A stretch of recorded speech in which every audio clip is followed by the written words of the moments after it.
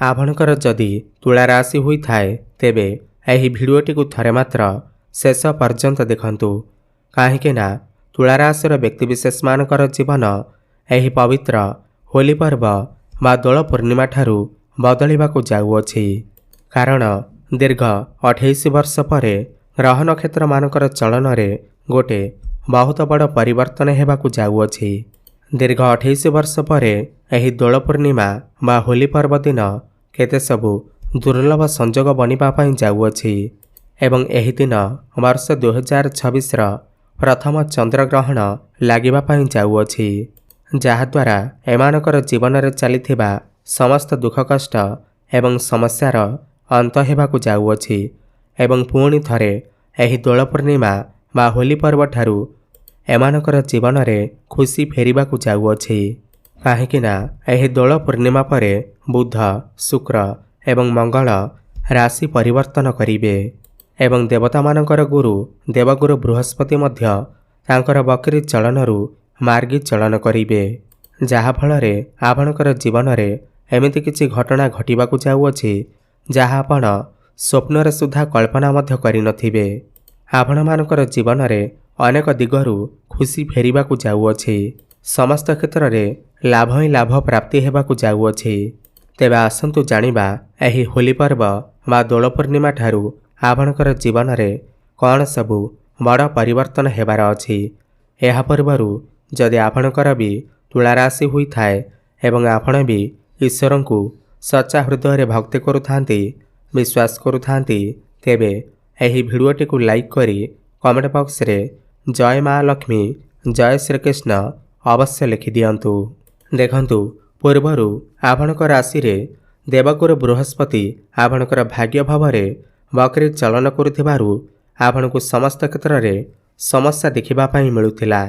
आपणकु बहुत अधिक परिश्रम करिबा पई पडुथिला, किंतु परिश्रम अनुसायी आपणकु फल प्राप्ति हेउ नथिला। काहेकि ना भाग्य आपणकर साथ देउ नथिला। भाग्य जेउठी आपणकर साथ देबा कथा कोठे ना कोठे आपणकु समस्त क्षेत्र रे बाधा उपजुथिला। खास करी धन जनित समस्या देखा देउथिला। आपण बहुत अधिक मानसिक चिंता भितर रहुथिले।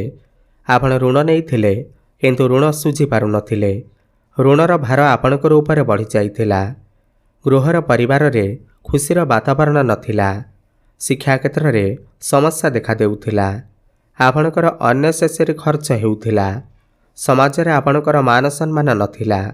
आपणकु चाकरीटीए प्राप्ति होई पारु नथिला। संतान संतति पाई आपण चिंतित थिले।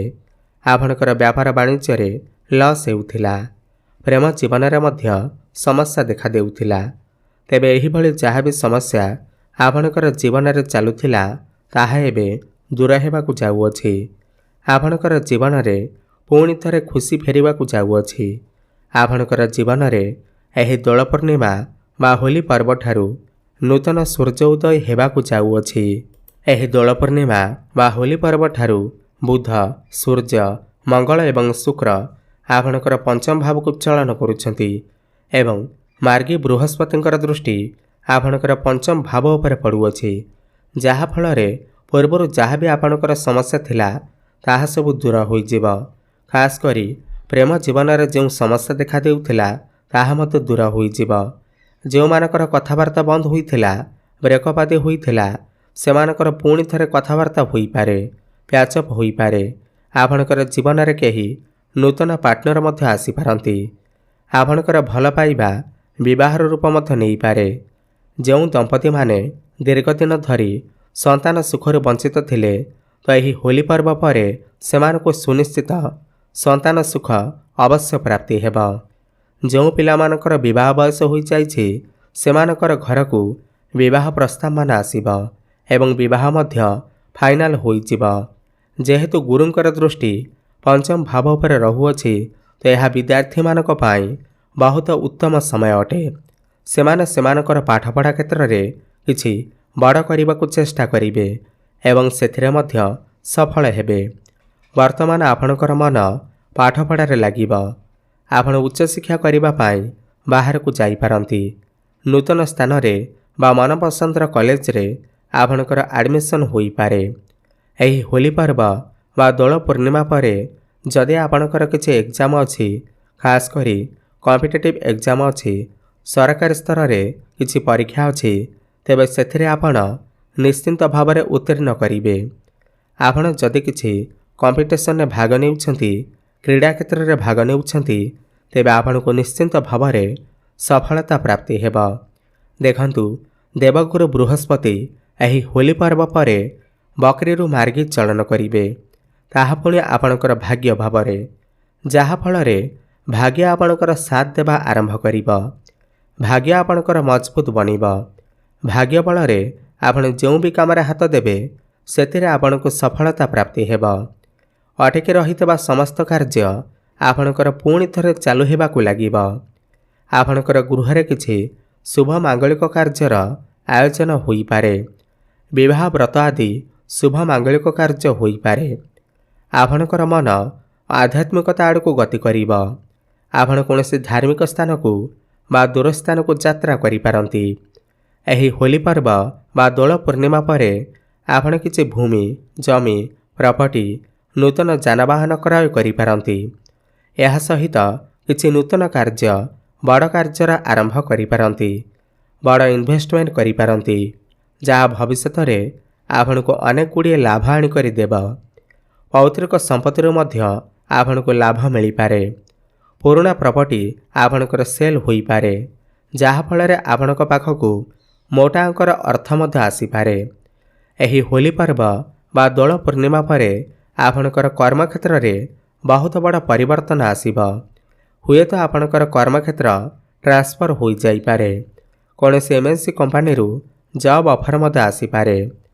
जो व्यक्तिविशेष माने दीर्घ दिन धरी नूतन चाकरीर अपेक्षार थिले, चाकरी बाकरी जहां पाखर नथिला, जो माने बेरोजगारी थिले, तो सेमानंकु एही होली पर्व परे नूतन कर्म प्राप्ति हेब, नूतन चाकरी प्राप्ति हेब। कर्मक्षेत्र में आपण को सम्मानित करा जाई पारे।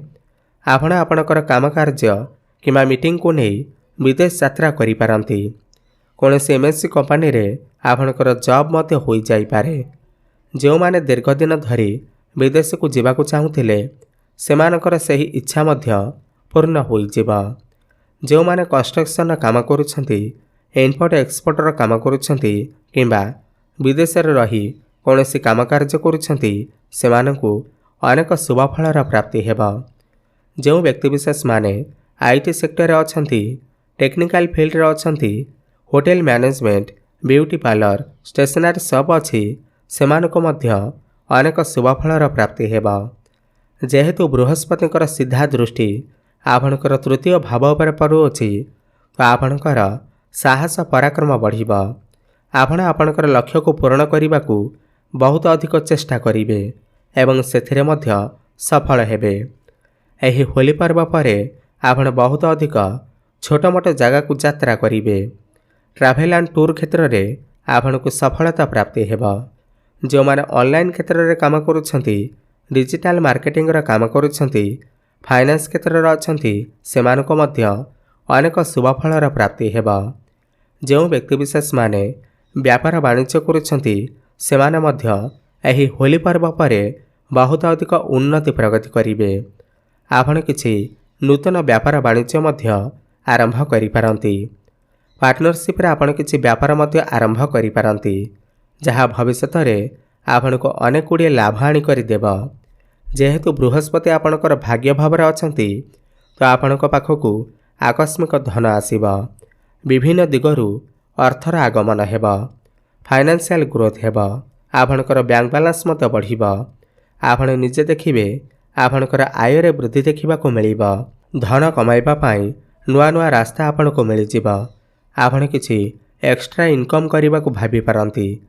पूर्वर जदि आपणकर किछि स्वास्थ्यगत समस्या लागि रहिथिला, तो एही होली पर्व परे समस्त स्वास्थ्यगत समस्यारू आपणको मुक्ति मिलिब। आपण स्वास्थ्यवान अनुभव करिवे।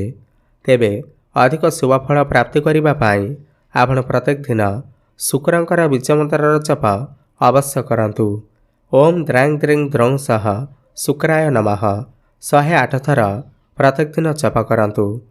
प्रत्येक दिन संध्यारे हनुमान चालीसार पाठ करंतु। प्रत्येक दिन ସୂର୍ଯ୍ୟଙ୍କୁ ଜଳାର୍ଘ୍ୟ ଅର୍ପଣ କରନ୍ତୁ। ଓମ୍ ନମଃ ଶିବାୟ ଏହି ମନ୍ତ୍ରର ଜପ ଅଧିକରୁ ଅଧିକ କରନ୍ତୁ। ଶୁଭଫଳ ପ୍ରାପ୍ତି ହେବା ସହିତ ଆପଣଙ୍କର ଭାଗ୍ୟରେ ଉନ୍ନତି ଆସିବ। ଧନ୍ୟବାଦ।